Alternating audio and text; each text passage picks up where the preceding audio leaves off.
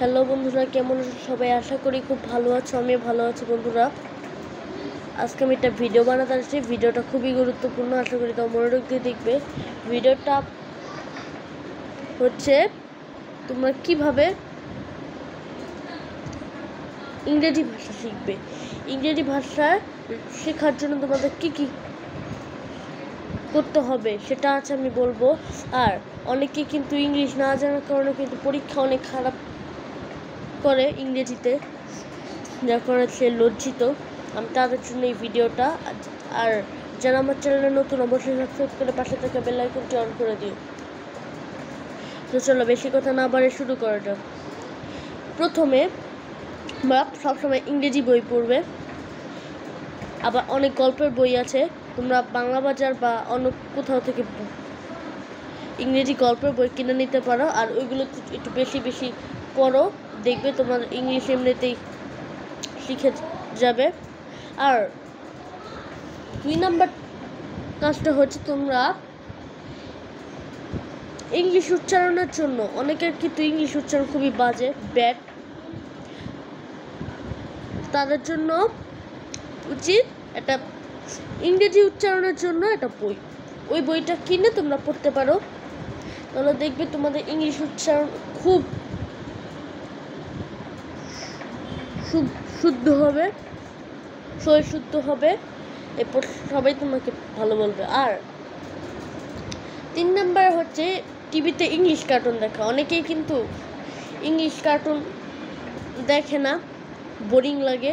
তবে তোমরা আজ থেকে অভ্যাস করো ইংরেজি কার্টুন দেখা, তাহলে তোমাদের ইংলিশ সবই মনে থাকবে, তোমরা ইংলিশে কথা বলতে একটু সহজ হবে। তারপর হচ্ছে তোমরা তোমরা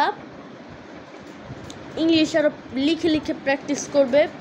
যেমন তুমি একটা প্যারাগ্রাফ লিখ না, এটা তুমি ফার্স্টে দেখে দেখে লিখতে থাকবে, শুধু লিখবে আর লিখবে,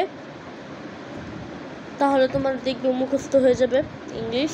আর তোমরা ইংলিশ বানিয়ে বানিয়ে গল্প লিখতে পারো, তাহলেও হয়ে যাবে ইংলিশ শেখা।